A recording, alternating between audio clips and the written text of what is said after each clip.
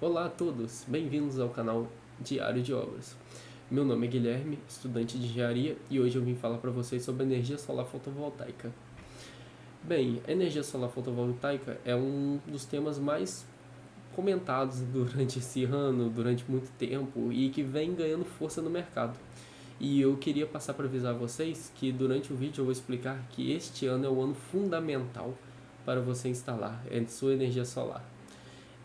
Fique até o final para você descobrir um pouco mais sobre.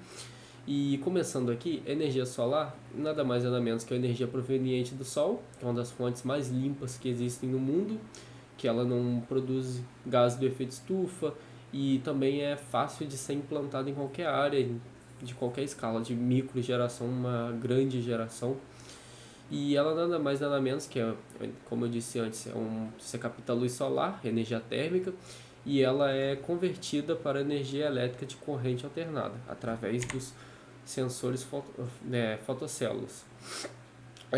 Ela é responsável pela transformação de energia térmica para energia elétrica de corrente contínua. Que a energia elétrica de corrente contínua ela não é utilizada em nossas residências e também não é utilizada também nas redes de rua, que pelas grandes concessionárias, que é necessário você obter-se então, após as placas, um inversor, que dentro desse inversor ele pode ser dividido em dois grupos, que é muito grande no mercado, que é o microinversor e o inversor. Vou falar um pouco de respeito sobre cada um, começando agora pelo microinversor.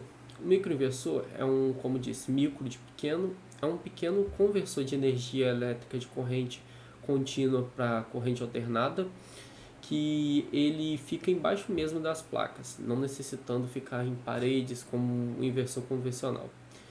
E ele suporta até quatro placas que a gente tem hoje no mercado. Eu tirei esse exemplo da DEA aqui, que é uma das melhores marcas que existem, e que ele tem 4 PPT, ou seja, suporta 4 placas, 4 entradas e 4 saídas. E a principal vantagem de se utilizar um microinversor é pela questão dele você ter um melhor monitoramento, você consegue monitorar cada uma placa melhor, ou seja, se ela dá um defeito em uma placa, não vai interromper seu fornecimento de energia, e você também pode ver qual placa tem algum defeito, vai ficar fácil identificação. Também sua vida útil, que ela é muito maior se for comparar com o inversor convencional. E o único desvantagem dela é o preço, né? Porque aí vai variar também do investimento de cada um, por questão da vida útil. Isso daqui fica a critério da pessoa que for adotar. E passando aqui para o inversor convencional. O inversor convencional, acho que muita gente já viu um exemplo de tem de várias marcas, inclusive eu tirei um da Grovat, que é um dos mais vendidos no mercado brasileiro. O inversor convencional faz o mesmo papel, de converter energia de corrente contínua para corrente alternada. E ele possui 2 PPTs, no caso, ele consegue ficar em 2 strings, 2 arranjos de placas. E ele suporta a maior quantidade de placa ao se comparar com um microinversor. Como eu disse, que suporta 4 placas. O inversor pode suportar de 20 a 30 placas. Um inversor desse, fácil. Depende da sua potência. Com maior quantidade de placas, você vai precisar do inversor que atenda a uma potência maior. Ele não tem uma vida útil igual se comparar ao microinversor, que a vida útil dele é 15 anos, quando o micro pode chegar de 25 a 30, que é basicamente a idade que uma placa fotovoltaica suporta. Ele também ele não consegue muito ter uma visualização, como eu disse anteriormente, sobre o monitoramento das placas. Por exemplo, se uma placa der defeito, você vai saber em qual string está, entendeu? Se é na string 1, na string 2, isso ok. Porém, você não vai saber qual placa, igual do inversor, do microinversor, perdão. E também você vai ver um monitoramento sobre a rede total, não vai ver um monitoramento sobre uma placa. A vantagem dele também é que ele é mais barato ao se comparar ao microinversor, o que muita gente acaba optando, pois o investimento inicial vai ser menor e logo você vai ter um retorno em menos tempo. Mas, por mim, qualquer um dos dois que você escolher, sendo micro ou inversor, você está bem servido. Voltando aqui, agora eu queria falar sobre a respeito do dimensionamento das placas. Como vemos na foto aqui, o primeiro passo é a gente reconhecer a estrutura e ter consciência também se ela vai suportar ou não no quesito de aguentar as placas, aguentar o peso sobre a estrutura, pois isso é fundamental. Como a gente viu aqui, veio a colapso a estrutura, pois não aguentou total peso, que era bastante placa, o que acaba gerando uma grande força sobre o telhado. E é muito importante também a gente ter conhecimento sobre a estrutura que a gente está instalando sobre o telhado, pois a estrutura deve seguir todas as normativas da NBR, passar por controle de qualidade do Inmetro, pois ela sim que garante o nosso funcionamento em perfeito estado e também evita com que ocorra acidentes, prejuízos materiais, prejuízos financeiros, pois um kit fotovoltaico não é nada barato, e também até prejuízo humano, pois dependendo da situação pode atingir alguém e pode ocorrer em fatalidade. Por isso eu digo, sempre é muito importante a gente, além de ver de acordo com as normas, com os órgãos regulatórios brasileiros, a gente também tem que ter uma mão de obra qualificada para dimensionar e também para instalar as nossas placas, pois acaba sendo muito perigoso instalar de qualquer forma, e não é isso que uma pessoa, um comprador quer. Bem, enquanto a gente tem a noção sobre o dimensionamento das placas, pois é muito importante, a gente também tem que ter em consciência que o posicionamento, o local que a placa vai ser apontada, ela é muito importante também no quesito de geração, pois ela tem que ser apontada principalmente para o sul magnético, ou seja, apontados ao norte. E também a sua inclinação, ela é muito válida nisso, pois nem sempre as casas estão 100% ao norte, a sua rede de placas não vai ficar 100% e você corrige ela com angulação, pela inclinação. Isso daqui varia de acordo com a sua casa, tipo de telhado e também a critério do seu projetista. Bem, eu ia comentar brevemente também sobre questão de incêndios, que ocorre muito devido ao superaquecimento das placas, e isso daqui a gente acaba contendo sobre o próximo tópico, que é dispositivos de proteções. Muitos dos inversores atualmente, ele já vem com dispositivo embutido, ou seja, já vem com DPS, chave seccionadora, e isso inclusive em todos os microinversores já vem. Isso é muito bom. Em alguns inversores também vem. No caso, a string box é o responsável por isso, que ela fica antes do inversor, no meio entre os arranjos e o inversor.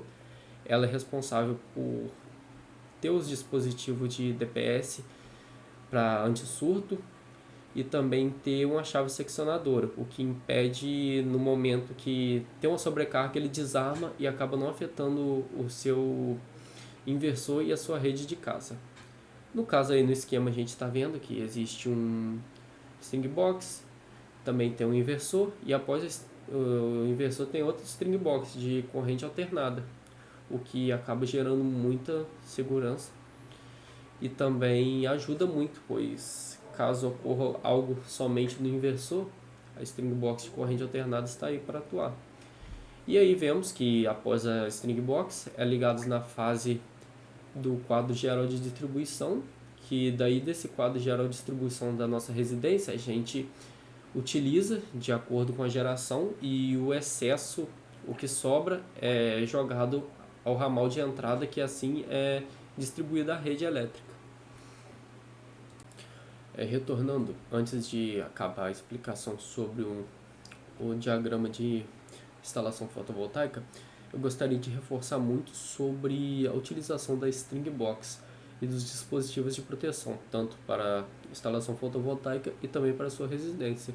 Muitas das pessoas que eu já vi não utilizam os dispositivos de proteção nos arranjos e na sua instalação solar, por questão de economia também. As próprias empresas que instalam acabam não optando, querendo lucrar mais acima, E também por questão de segurança é recomendado, mesmo se o seu inversor ele tem o proteção embutida já, que no caso é o IP65 e também tem o IP69 para os microinversores, você utilizar mesmo por questão de segurança, pois quanto mais seguro sempre melhor, e também um pouquinho de gasto a mais com o longo tempo você vai recuperar.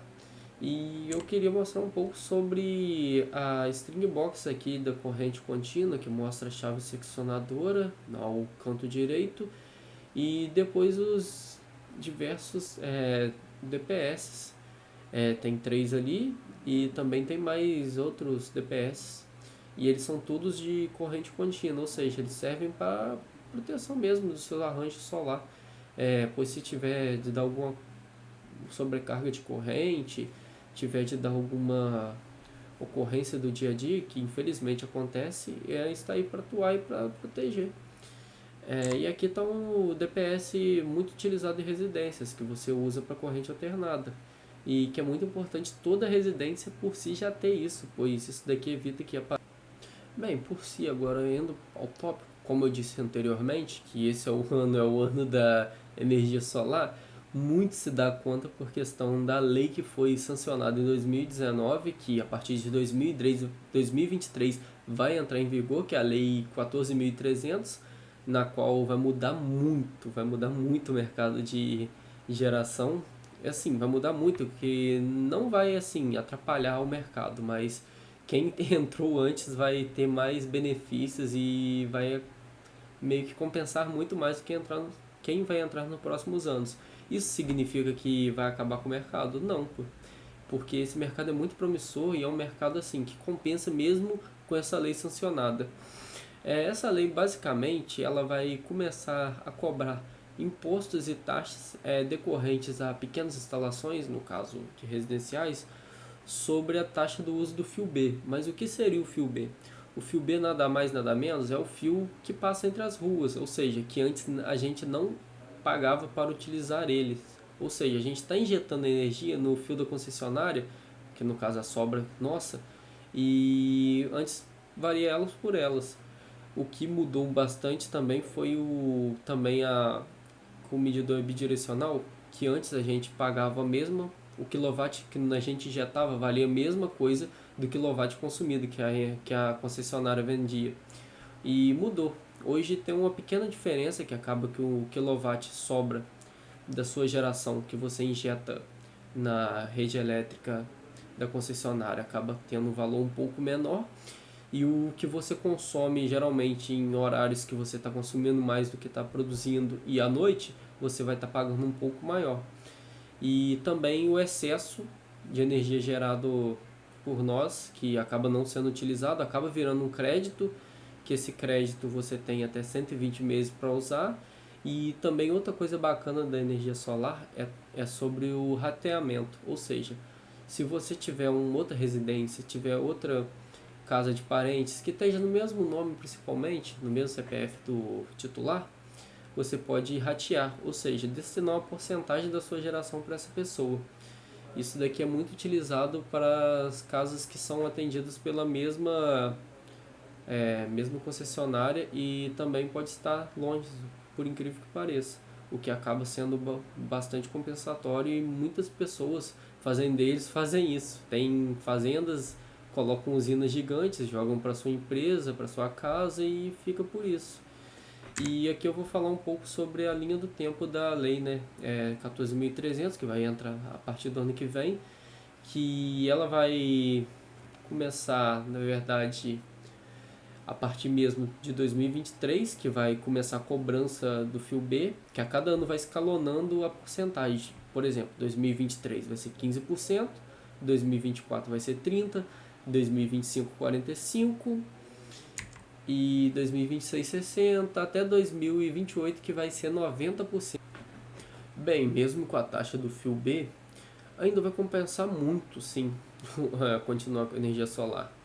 Pois a única diferença é que quem instalou antes de 2023, como dito inicialmente, vai ficar isento até 2045. Ou seja, muito tempo sem pagar uma taxa do fio B, ou seja, Para quem entrou antes, vai ter um lucro um pouco maior, vai ter uma taxa de retorno, um payback muito acima, mas também não deixa de, ao longo dos anos, as pessoas novas adotarem esse sistema e até mesmo ampliar, né? Pois tem todo o protocolo para fazer.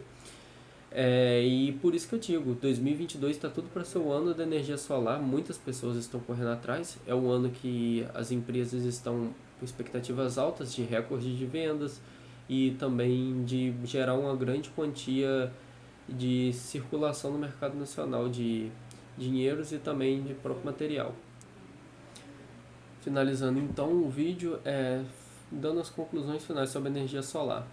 Apesar de todas as burocracias de lei, a energia solar acaba sendo uma das energias mais sustentáveis do mundo e uma das que mais vão crescer no Brasil, pois o índice de irradiação solar brasileiro é um dos maiores do mundo e também é uma das fontes alternativas que ecologicamente é verde para o meio ambiente, não poluindo, não fazendo gases de efeito estufa, e também ela não acaba afetando a flora e a fauna, como no caso de hidrelétricas, pois durante a sua instalação é afetado muitos animais, florestas e residências próximas. E também ela é uma energia considerada barata que você vai produzir, pois que ao longo do tempo você vai ter sim a sua compensação e a cada ano o mercado vai crescendo, o custo de placas vai diminuindo, ou seja, um ótimo investimento, é um investimento muito progressivo, um investimento bem para o mundo e aqui acaba sendo bastante viável. Eu gostaria de agradecer muito bem a atenção de todo mundo até o final do vídeo e também repetir novamente o pessoal para se inscrever no canal, deixar o like e comentar se puder, que isso é um feedback muito agradável. E se vocês tiverem interesse que eu aborde a fundo de mais um tema desse, qualquer reclamação, sugestão é muito bem-vinda e muito obrigado a todos por assistir e até a próxima.